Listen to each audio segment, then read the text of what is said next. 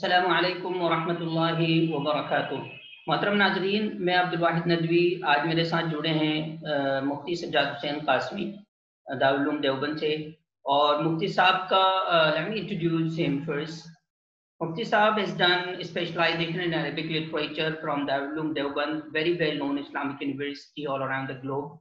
And he has done a specialization in Islamic jurisprudence from Mazahirul Ulum Saharanpur, and again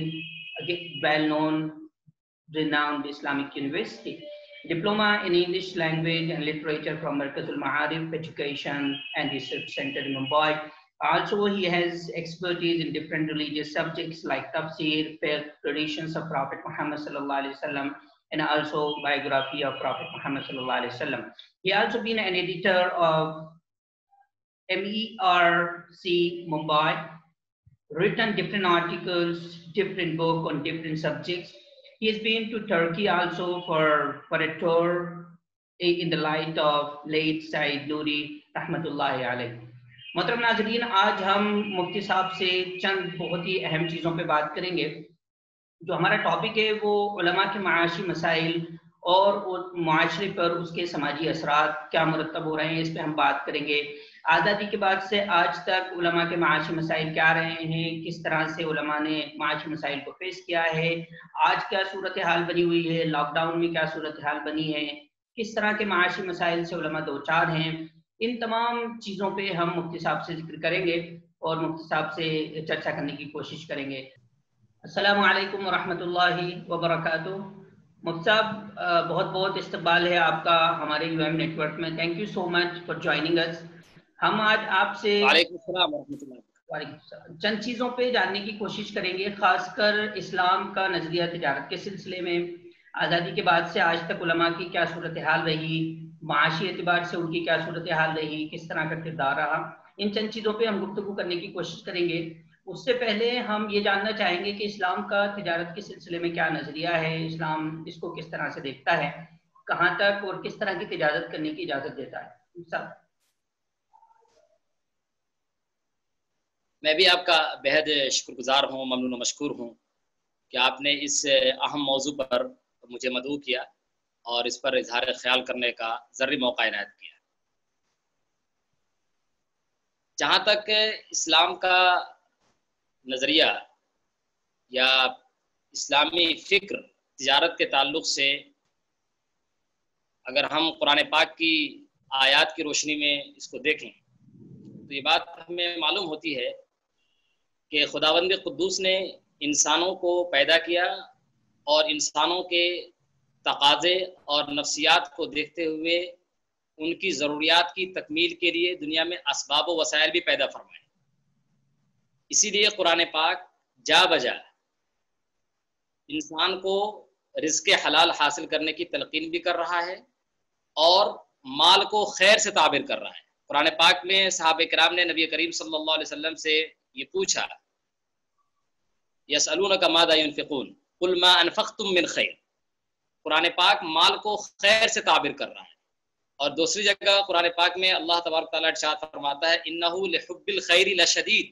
مفسرین نے خیر کی تفسیر مال سے کی۔ اسی طریقے سے قرآن پاک میں اللہ تبارک تعالیٰ ارشاد فرماتا ہے سورہ جمعہ میں اذا قضیت الصلاۃ فانتشروا فی الارض وابتغوا من فضل اللہ۔ تو یہ آیات بتلا رہی ہیں کہ اسلام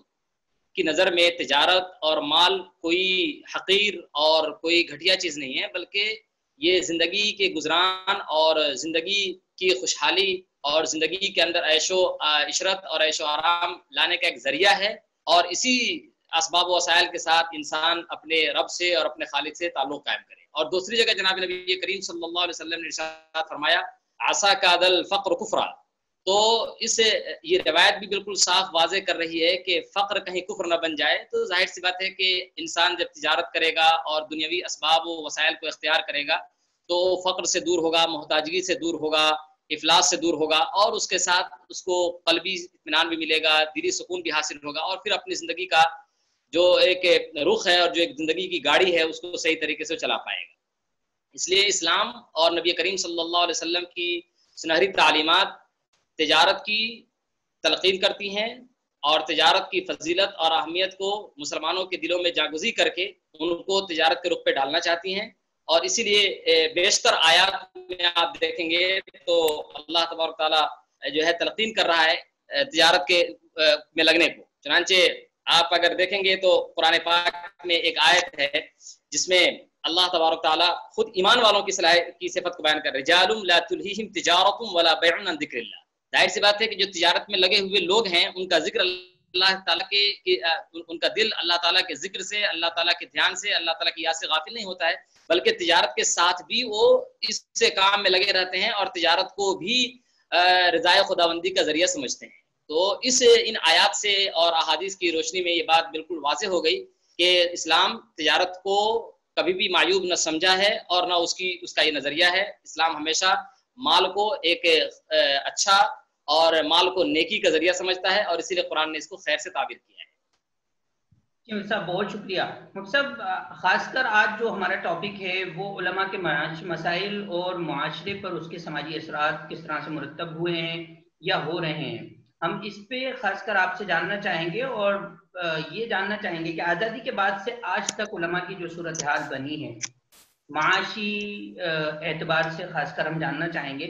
اور پھر ابھی یہ لاک ڈاؤن میں جو مسائل پیدا ہوئے ہیں خاص کر مدارس بند ہونے کی وجہ سے یا اس کے علاوہ مساجد کے بند ہونے کی وجہ سے بھی کچھ اس طرح کے احوال پیدا ہوئے ہیں، اس سلسلے میں ہم آپ کی آرا جاننا چاہیں گے صاحب. دیکھیے سب سے پہلے ہمیں علماء کرام کی صورتحال پر گفتگو کرنے سے پہلے جو ایک روشن اور تابناک تاریخ ہے علماء کرام کی اس پر ہمیں نظر رکھنی ہے. بالکل. ہم جناب نبی کریم صلی اللہ علیہ وسلم کے زمانے سے جن حضرات نے احادیث نبویہ کو اپنے سینوں سے لگایا، اسے یاد کیا، اس کی نشر و اشاعت میں رات و دن کھپائے، ان کی زندگیوں کو دیکھتے ہیں تو خود ہمیں یہ بات معلوم ہوتی ہے کہ ان حضرات نے علوم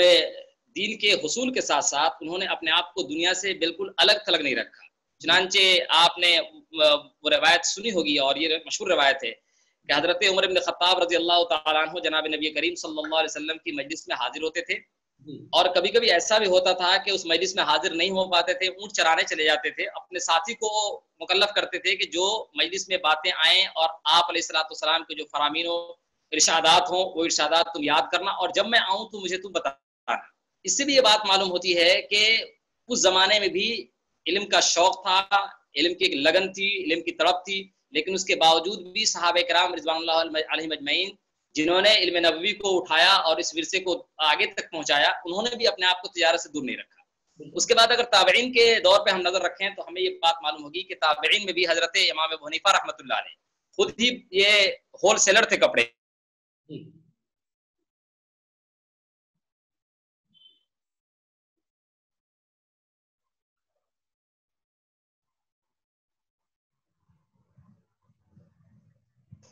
ان کی زندگی میں بھی یہ بات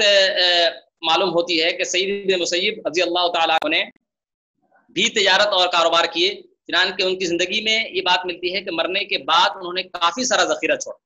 اس کے بعد ہم اور بھی آگے کے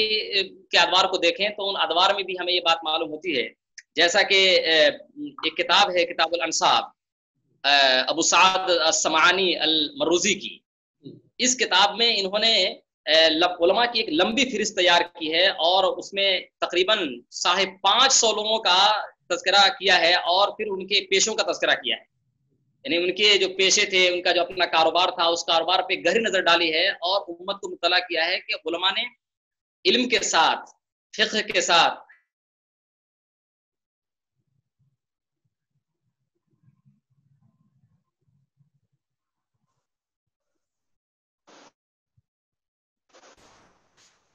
اسی طریقے سے اگر آپ دیکھیں تو آپ کو یہ بات معلوم ہوگی کہ اور آگے کے جو ادوار ہیں، خود امام مالک رحمۃ اللہ علیہ کے بارے میں یہ بات مشہور ہے کہ امام مالک رحمۃ اللہ علیہ کی جو زندگی ہے، اس زندگی میں ان کے جو اپنے ہدایا تھے وہ ایک الگ چیز تھی. ان کا اپنا خود کاروبار بھی تھا، اس کاروبار سے بھی ان کے پاس بہت ساری بے پناہ آمدنی تھی. اور خود علی طنطاوی رحمۃ اللہ علیہ نے ایک عنوان ہی قائم کیا ہے باضابطہ اس کے اوپر. عنوان قائم کیا کہ العالم جمع بین الدین والعلم، اور اس میں لیس ابن فقیر لیس ابن سعد ابن لیس کا تذکرہ کیا اور یہ بتایا کہ امام مالک رحمۃ اللہ علیہ نے ایک مرتبہ ان سے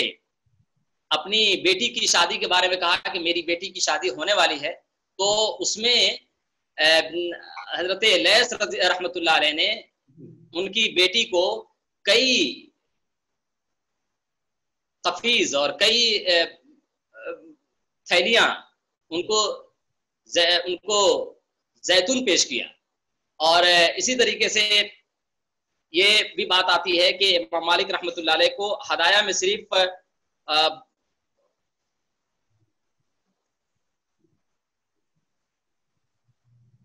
ہدایہ میں انہوں نے تقریباً جو حضرت علی طنطاوی رحمۃ اللہ علیہ نے جو ذکر کیا ہے اس کی روشنی میں یہ بات معلوم ہوتی ہے کہ انہوں نے نہ یہ کہ صرف امام مالک رحمۃ اللہ علیہ کو بلکہ امام مالک رحمۃ اللہ علیہ کے علاوہ دیگر علماء کی جب وہ دعوت کرتے تھے تو کھانے میں جو اچھے لذیذ کھانے ہوتے تھے وہ بھی تیار کرتے تھے، اور اس کے علاوہ جو فالودہ ہوتا تھا اس فالودے میں آپ دنانیر ڈالتے تھے تاکہ لوگ فالودہ پی بھی لیں اور پینے کے بعد جو دینار بچے وہ لے جائیں. امام مالک کے بارے میں آتا ہے کہ ہر مہینے 100 دینار بھیجتے تھے، اور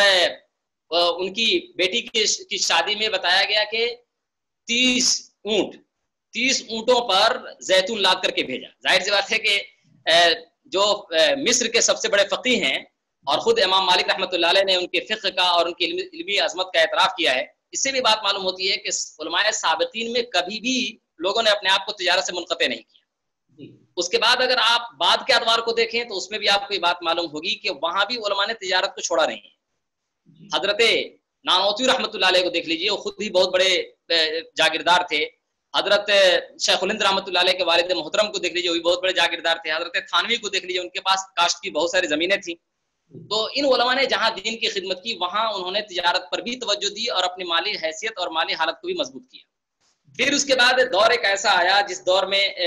اسلامی حکومت بھی ختم ہو گئی، اسلامی خلافت بھی ختم ہو گئی، اور دین سے بے توجہی پیدا ہو گئی، اور علماء کی ناقدری اور دین سے دوری یہ لوگوں کے اندر پھیلتی گئی. اس کے بعد علماء نے اپنے آپ کو پورے طور پہ مدرسوں پہ محصور کیا، مکاتب پہ محصور کیا، اور پھر مساجد پہ محصور کیا، اور کافی حد تک وہ تجارت سے کرتے چلے گئے، جس کا نتیجہ یہ ہوا کہ ان کی مالی حالت بھی ٹھیک نہیں ہو پائی، اور پھر اس کے بعد دین کی خدمت میں جو اطمینان ہونا چاہیے اور جو لگن اور انہماک ہونا چاہیے وہ انہماک بھی متاثر ہو گیا. جی بہتر مفتی صاحب، بہت شکریہ.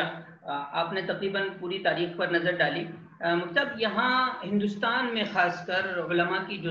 صورتحال بنی، ابھی 1947 کے بعد کی بات کر رہا ہوں میں، وہاں سے کچھ جاننا چاہوں گا مفتی صاحب، کیا صورتحال ہے ابھی فی الحال؟ جی، یہ بھی بہت اہم سوال ہے، اور یہ ایک تاریخ کا ایک اہم موضوع ہے کہ 1947 کے بعد ظاہر سی بات ہے کہ ملک کے تقسیم ہونے کے بعد ان مسلمانوں کی جو سیاسی قوت تھی وہ سیاسی قوت بھی ختم ہوئی، اور مسلمانوں میں جو بڑے بڑے پیشاور اور بڑے بڑے تاجر اور بڑے سرمایہ دار تھے وہ بکھر گئے، ان کی تجارت ختم ہو گئی اور ان کی معیشت تباہ و برباد ہو گئی. اس سے پہلے اگر آپ دیکھیں تو ہندوستان میں علماء نوازی اور مدرسوں کے اوپر خاص جو توجہ ہوا کرتی تھی، اور اس کے ساتھ علماء کو مکمل طور پہ فارغ کر دینا علمی کاموں کے لیے اور دین کی خدمت کے لیے اور قرآن پاک کے تحفظ کے لیے، اور نونہالان قوم و ملت کو کی ذہنی اور دینی اور فکری اور اصلاحی تربیت کے لیے، یہ بھی متاثر ہوا. اس کے بعد چونکہ لوگ سیاسی اعتبار سے کمزور ہوئے، مالی اعتبار سے کمزور ہوئے، ان کا جو بنا بنایا سرمایہ تھا وہ لٹ گیا، اور ان کی جو قوت تھی وہ منتشر ہو گئی. پھر اس کے بعد حضرت نانوتوی رحمۃ اللہ علیہ کا جو لگایا ہوا پودا تھا، اور پھر اس کے بعد محمد علی منگری رحمۃ اللہ علیہ کا جو لگایا ہوا جو باغ تھا، اس باغ میں جو علماء جو اس کی باغبانی کر رہے تھے، جو اس کی دیکھ ریکھ کر رہے تھے اور اس کی سچائی میں لگے ہوئے تھے، انہوں نے اپنے طور پہ پوری کوشش کی. لیکن اس کے بعد علماء کو جس طرح اپنی معیشت پر توجہ دینی چاہیے تھی وہ توجہ نہیں ہو پائی، اور اس کے بعد ایسا ہوا کہ پورا سرمایہ ایسے لوگوں کے ہاتھ میں چلا گیا جن کے پاس نہ ویلوز ہیں نہ ان کے پاس اقدار ہیں. اور پھر اس کے بعد بیشتر جو مسلمانوں میں سرمایہ دار ہیں الحمدللہ ثم الحمدللہ آج بھی وہ پوری ہمت کے ساتھ، پوری دریا دلی کے ساتھ مدرسوں پر اپنا مال نچھاور کرتے ہیں، علماء کی فکر کر رہے ہیں. لیکن خود اس میں علماء اپنے آپ کو تجارت سے بہت دور رکھ لیے اور اپنے آپ کو کافی काफी किनारा कशी इख्तियार कर लिए, जिसका नतीजा ये हुआ कि उलमा जो अपनी बात कुव्वत के साथ कह सकते थे और अपनी बात को बड़ी ताकीद के साथ कह सकते थे और किसी मसले को और बहुत खुले अंदाज में बोल सकते थे, इसमें कुछ कोताही और कमी आ गई। जी बिल्कुल, बहुत शुक्रिया मकतब। एक तीसरा सवाल ये जहन में है कि किस तरह के माशी मसाइल से उलमा दो चार हैं, उसके असबाब व वजूहात पर कुछ नजर डालना चाहेंगे। जी, माशी असबाब में अगर देखा ये जाए, सबसे पहले तो हमें ये देखना होगा कि मदरसों में जो आने वाले लोग हैं वो किस बैकग्राउंड के हैं। अगर आप तजिया करेंगे और मदरसे में पढ़ने वाले तलबा पर आप एक गैराना नजर डालेंगे तो ये हकीकत खुल के सामने आएगी कि मदरसों में आने वाले बेशतर वो तलबा हैं जो या तो मिडिल क्लास के हैं या फिर वो तलबा हैं जो बिल्कुल लोअर ग्रेड के हैं या लोअर क्लास के हैं। तो बहुत ही बैकग्राउंड और बहुत ही पसमानदा तबके से लोग आ रहे हैं, वो भी हमारे सामने ये चीज होनी चाहिए। फिर उसके बाद हम तजिया करेंगे तो ये बात बहुत अच्छी तरह समझ में भी आएगी। जाहिर सी बात है कि उनकी माशी हालत पहले से ही कमजोर है, ऐसा नहीं है कि वो मदरसों में आकर के कमजोर बने हैं, पहले से कमजोर है। अलबत्ता मदरसे में आने के बाद उन्होंने इल्म की जो शमा अपने हाथ में ली और जो मारिफत उन्होंने हासिल की, उसके का जो मरहला है वो मरहला उनके लिए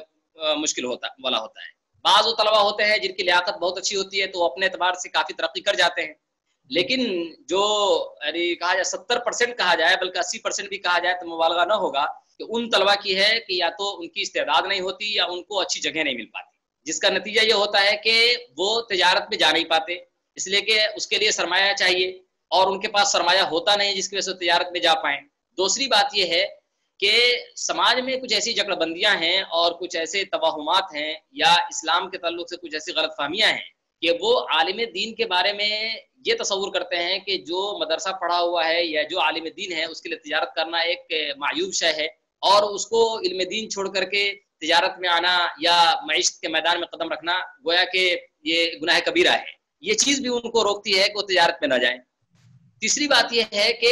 मदारिस में पढ़ने पढ़ाने वाले अपने आप को सिर्फ मदरसे की हद तक महदूद कर देते हैं या सिर्फ मकातिब की हद तक महदूद कर देते हैं या मसाजिद की हद तक महदूद कर देते हैं, जिसका नतीजा ये होता है कि वो दुनियावी मईशत में जो गिरावट है या जो उसमें तरक्की है उसके पेचोखम से वाकिफ नहीं होते और फिर इसमें अपने आप को डाल नहीं पाते। और तीसरी जो सबसे अहम चीज है वो ये है कि जो उम्मत का जो सरमायादार तबका है उनकी तरफ से कोई इयानत नहीं होती उन उलमा की जो कुछ पैसे दे करके, जैसा कि दूसरी कम्युनिटीज हैं, खास तरीके क्रिश्चियंस हैं और आप यहाँ पर बुद्धिस्ट को देख लीजिए, इसी तरीके से जैन को देख लीजिए, इसी तरीके से आप सिख को देख लीजिए। इन हजरात में ये एक बात है कि वो किसी भी आदमी को कुछ पैसा देकर के उसका अपना कारोबार खड़ा कर देते हैं ताकि वो अपने कारोबार पे खड़ा हो जाए और अपना वो काम करता रहे। ये चीज भी मफकूद है जिसकी वजह से माशी हालत डाउन हुई है। इस तरफ इशारा कर रहे हैं कि जो सरमायाकार है हमारी कौम मिल्लत के, उनको आगे आना चाहिए और उनको इन लोगों की मदद करनी चाहिए, उलमा इकराम की। जी बिल्कुल, सरमायादारों ने माशाल्लाह अपने एतबार से बहुत कुछ किया है, लेकिन जिस तरीके से पहले इस्लामी हुकूमत में ये बात थी कि वहां पर पहले से ही जो उलमा काम करते थे उन उलमा के लिए अलग से कुछ इंतजाम होता था। और जो मैंने आपको इस किताब का हवाला दिया, किताबुल अंसाब का, उसमें उन्होंने एक तज्जिया किया है और तज्जिया करते हुए ये कहा है कि अगर उलमा की तादाद देखी जाए तो उनमें से 22% ऐसे हैं जो तिजारत में थे जी, और 13% वो हैं जो जिनके यहाँ होटल वगैरह चलता था, होटल से उनकी अपनी आमदनी थी, और 4% वो हैं जो हीरे जवाहरात का काम करते थे, और 2% वो हैं जो अतर बेचते थे, 4% वो हैं जो चमड़े की कारोबार में लगे हुए थे, 4% वो हैं जो किताब की फरोख्तगी में लगे हुए थे, और 3% वो हैं जो पत्थर है या मादनियात है उसको फरोख्त करते थे, और 2 ऐसे हैं जो लकड़ी के कारोबार में थे, और 2% हैं जो आम तिजारत में लगे हुए थे, और 9% के बारे में कहा है कि जो दीगर कारोबारों में लगे हुए थे। जाहिर सी बात है कि अगर ये इस तजज़िये पे हम गौर करते हैं तो ऐसा मालूम होता है कि वहां या तो बैतुल-माल से उनको बहुत अच्छा वजीफा मिलता था जिसकी वजह से वो बेनियाज थे, उनको तिजारत की जरूरत नहीं थी, या अगर बैतुल-माल का सिलसिला खत्म हो गया तो उन्होंने अपना छोटा मोटा कोई कारोबार कर लिया जिससे उनकी कुछ आमदनी होती रहे और उनका गुजर बसर चलता रहे। तो मालदारों को भी इसमें आगे आना चाहिए और उनको भी ये तिजारत के हवाले से میں उनकी मदद करनी चाहिए। और एक और बात भी है जो इसमें कमी है, वो ये है कि मदरसों में भी इसका वर्कशॉप हो तिजारत के ऊपर, कि अगर कोई आदमी तिजारत में जाना चाहता है तो तिजारत में किस तरह अपने आप को सेट कर सकता है, तो उसी एतबार से उसका जहन भी बनेगा। सर एक और सवाल, किस तरह की सूरतें उलमा को इख्तियार करनी चाहिए? जाहिर सी बात है हर तरह की तिजारत जाहिर सी बात है शायद उलमा ना कर सकें, ये एक चीज़, और आवाम में या खुद उलमा इकराम में जो तिजारत करना चाहते हैं वो इस सिलसिले में बड़े मुतशव्विश रहते हैं कि किस तरह की तिजारत करें, कौन सी सूरतें इख्तियार करें जो हमारे लिए मुनासिब हों। जी, इस लॉकडाउन में चूंकि मदरसा बंद रहा और इसमें बहुत सारे तलबा ऐसे ही घरों पर रहे, और जाहिर सी बात है जब चंद महीने आदमी घर पे रहता है तो उसको घाट भी होती है और घर वालों को भी थोड़ा बोझ सा महसूस होता है। तो उन्होंने जो राब्ते किए तो बहुत से तलबा ने तो माशाअल्लाह जो अपनी सूरत हाल बताई उससे मुझे खुद फायदा हुआ, और मैंने जो अपने तौर पे इसमें जायजा लिया कि उलमा के लिए क्या बेहतर हो सकता है, तो चंद चीजें मेरे सामने आई। एक तो ये है कि जो उलमा इस इल्म दीन में आना है, ये बहुत अच्छा काम है माशाअल्लाह, ये काम भी होना चाहिए। उसके साथ साथ वो कारोबार भी कर सकते हैं, और कारोबार का तरीका ये हो कि 4-5 साथी मिल करके वो 2-2, 3-3, 4-4, 5-5 हज़ार रुपया मिलाएं, 5-6 साथी मिल करके वो कारोबार शुरू करें, और उसमें कोशिश ये हो, जाहिर सी बात है कि हम मदरसों में पूरा वक्त देते हैं तो कारोबार पे तवज्जो हो नहीं पाती, तो उसमें किसी ऐसे शख्स को जो आदमी मोतमद हो उसको हम लें और फिर उसको हम मार्केट में भेजें। और मार्केट में अभी फिलहाल जो उलमा के लिए जो उनकी जो है हैसियत उर्फी है वो भी दागदार न हो और उनका वक़ार भी बहाल रहे, इसमें मेरे एतबार से चंद चीजें हैं, जैसे दस्तरखान है जो औरतें खास तरीके से इस्तेमाल करती हैं घरों में बॉक्स वगैरह ढकने के लिए, वो दस्तरखान है, या ऐसे ही दुपट्टा है जो मैंने मालूम किया तो एक दस्तरखान की कीमत दिल्ली में 21 रुपया है। अगर उस दस्तरखान को आप अगर भेजते हैं बंगाल में या फिर आसाम में या बिहार में या यूपी में लाते हैं उसको, तो एक दस्तरखान जो 21 रुपए का है वो आराम से 60 रुपए में बिक जाता है। ऐसे दुपट्टे के बारे में हमने मालूम किया तो दुपट्टे के बारे में भी ये बात मालूम हुई कि 30 रुपए का दुपट्टा आराम से 125 में 100 रुपए में 150 तक बिक जाता है। अतर के बारे में हमने मालूम किया तो अतर में भी एक अतर बेचने पर आराम से 40 रुपए का फायदा है। मिसवाक में मैंने मालूम किया तो मिसवाक फरोख्त करने में भी 6-7 रुपए का फायदा है एक मिसवाक पर। तो ये कारोबार है जो हम गांव देहात में, मिसाल के तौर पे हमने माल लिया दिल्ली से और अपने यहाँ गांव में हमने किसी को ठेला हमने दे दिया और ठेले पर हमने माल जो है कहा कि भाई तुम दिन भर में 100 दस्तरखान बेचो या 200 दस्तरखान बेचो, हर दस्तरखान पे तुमको हम 10 रुपया देंगे या 20 रुपया देंगे। तो इस तरीके से भी हर दिन अगर दस्तरखान आपका 100 भी बिकता है तो आराम से आपके पास 700-800 रुपया आ गए। और अगर दुपट्टे का लेते हैं, अगर उसको फरोख्त करते हैं तो उसमें भी अगर 50 भी गया दुपट्टा तो भी आपके पास 400 रुपये घर बैठे आपके आ गए। चप्पल के कारोबार के बारे में भी हमने बात की, वो भी बहुत है। होलसेल में आप माल लीजिए तो आपको 40 से 50 रुपए में एक चप्पल पड़ती है जो आम लोग इस्तेमाल करते हैं, और वो आराम से देहात गांव में जाकर के 110-15 में बिक जाती है। तो ये कारोबार भी मुझे बहुत अच्छा लगा। अगर इस तरह से ये किया जाए तो मैं समझता हूँ कि इसमें कोई खसारा और घाटा होगा। ऐसे ही जो उलमा मदरसों में पढ़ाते हैं वो अगर दिल्ली के करीब हैं या लखनऊ के करीब है, वहाँ की जो चीज़ मशहूर हो उस चीज़ में वो कारोबार शुरू करें। जैसे सर्दी का मौसम आ गया तो इस वक्त लुधियाना से और पानीपत से गर्म सामान लाएं और अपने इलाकों में फरोख्त करें। तो ये चीजें मैंने समझता हूँ कि उनके लिए आर की बात भी है और एक इज्तिमाई तौर पर इस काम को बहुत आसानी से अंजाम भी दिया जा सकता है। बिल्कुल, बहुत खूब मुफ्ताब, आपने तकरीबन तमाम तरह की चीज़ों पे नज़र डाली और तमाम तरीके का जायज़ा पेश किया। मुफ्ताब एक और सवाल चलते चलते, माशी मसाइल जो हैं अभी ये हाल ही में पैदा हुए हैं या फिर पहले से भी कभी उलमा इस तरह से दो चार आए? आपने जाहिर सी बात है इस पे नजर डाली है, लेकिन फिर भी मुख्तसरन एक और सवाल जहन में है जिसका जवाब भी चाहूंगा आपसे। जी बिल्कुल, यानी उलमा की जो सूरत हाल है माशी तंगी का, जाहिर सी बात है कि ये सूरत हाल आज पैदा नहीं हुई है, सूरत हाल पहले से थी, लेकिन इस सूरत हाल की संगीनी और इस सूरत हाल की शिद्दत आप भी देख रहे होंगे अखबारात में, और इसका बहुत ही तायराना नजर भी डालेंगे तो आपको पता चल जाएगा कि बहुत से उलमा जिनकी अच्छी इस्तेदाद थी, अच्छी लियाकत थी,